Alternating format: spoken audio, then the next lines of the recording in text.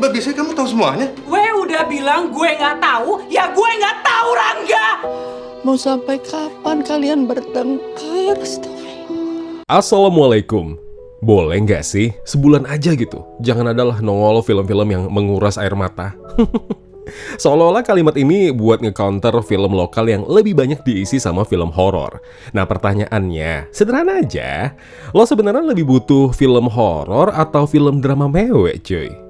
Lo butuh dibikin emosi jantungan, panik, ketakutan, atau sebenarnya lo butuh diajak nyeka air mata mulu?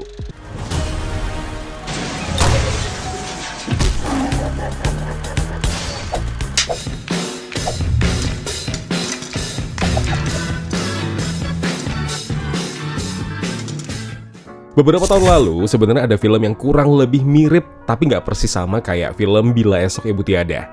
Judulnya Just Mom. Pemeran ibunya sama, Christine Hakim juga. Sama-sama soal anak, ibu, dan juga penyakit. Nah, kalau lo tanya mana yang lebih bagus, sebenarnya sama. Nah, mana yang bisa bikin mewek Bombay? Kayaknya Bila Esok Ibu Tiada sih. Film ini diangkat dari novel berjudul sama karya Noi Nagiga. Film Bila Esok Ibu Tiada diproduksi sama Leo Pictures dan tayangnya serentak 14 November 2024. Tentang sebuah keluarga yang baru saja kehilangan sosok kepala keluarga mereka, yaitu Pak Haryo yang diperankan sama Slamet Rahardjo. Kepergiannya meninggalkan luka mendalam bagi keluarga yang ditinggalkan, terutama bagi istri tercintanya Bu Rahmi yang diperankan Christine Hakim, yang berusaha keras untuk menjaga keharmonisan keluarga yang kini tanpa ayah mereka dengan situasi rumah dan anak-anak yang sudah tidak seperti sebelum suaminya masih hidup. Ranika yang diperankan Adinia Wirasti, anak sulung yang sekarang jadi tulang punggung keluarga. Si perempuan tangguh namun otoriter. Dengan sikapnya ini membuat hubungannya dengan adik-adiknya tidak harmonis. Nah, di tengah perpecahan yang terjadi, ada rahasia yang mengejutkan kalau Ibu Rahmi ternyata mengidap penyakit vertigo akut. Nah, dia harus berusaha baik-baik saja di depan anak-anaknya. Ya, anak-anaknya nggak tahu tuh sama penyakit ibunya. Sementara sang ibu masih terus berusaha keras agar anak-anaknya bisa akur satu dengan yang lain. Kalau boleh jujur, ini produksi Leo Pictures terbaik sejauh ini. Sama-sama disutradarai Rudi Sudjarwo, lo bisa lihat perbedaan mencolok antara dia pas ngegarap web series yang isinya orang selingkuh dan apa-apa bahas perewean, dan film Bila Esok Ibu Tiada yang isinya keluarga yang sedang mencari cara merekatkan lagi hubungan yang retak. So intinya, apa ini film yang sempurna? Enggak. Pertama, film ini punya segmentasi penonton cerdas dan gak berlaku bagi penonton dungu yang mungkin akan muncul di kolom komentar video ini dan koar-koar kritik film drama besutan Rudi Sudjarwo ini yang kebanyakan dialog. Jangan berkecil hati kawan-kawan, jadi dungu emang terlihat memalukan ketimbang pura-pura pintar.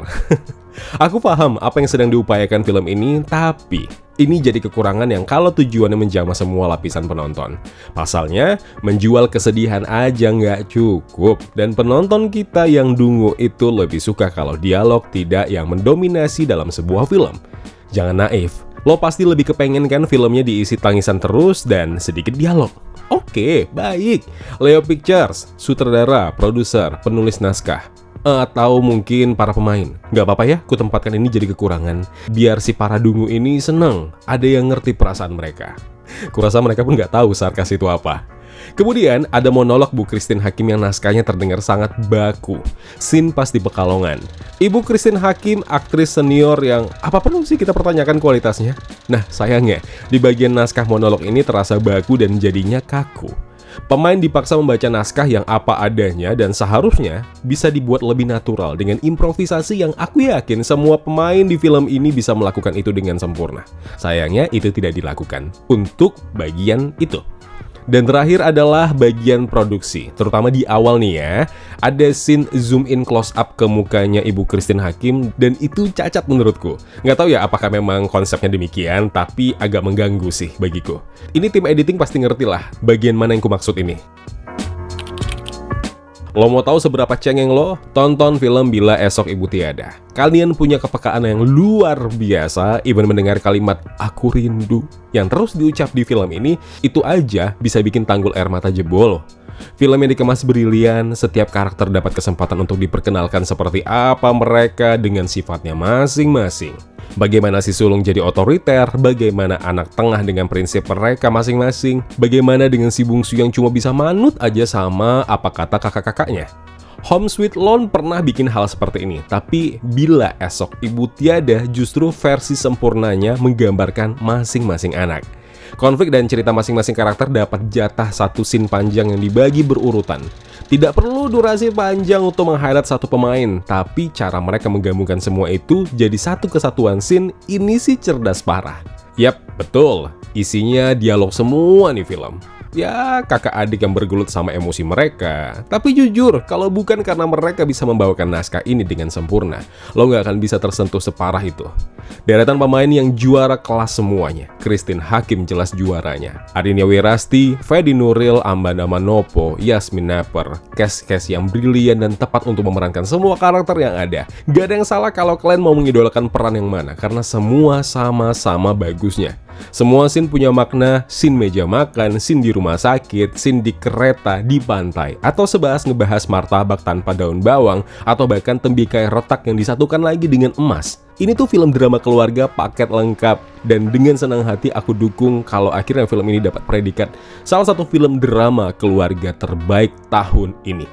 Good job buat semua, Leo Pictures, ini PR kalian. Film Bila Esok Ibu Tiada jadi standar kualitas film kalian, standar teratas. Jadi jangan bikin film jelek, jangan menurun.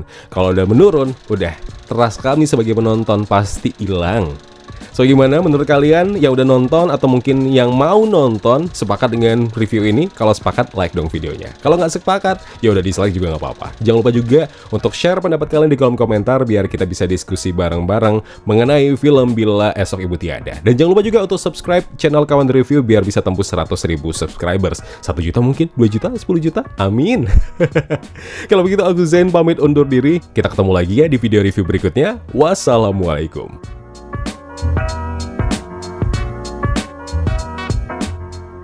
Ya kawan-kawan, terima kasih telah menonton video review ini. Jangan lupa klik tombol like-nya kalau kalian suka, klik tombol dislike kalau tidak suka.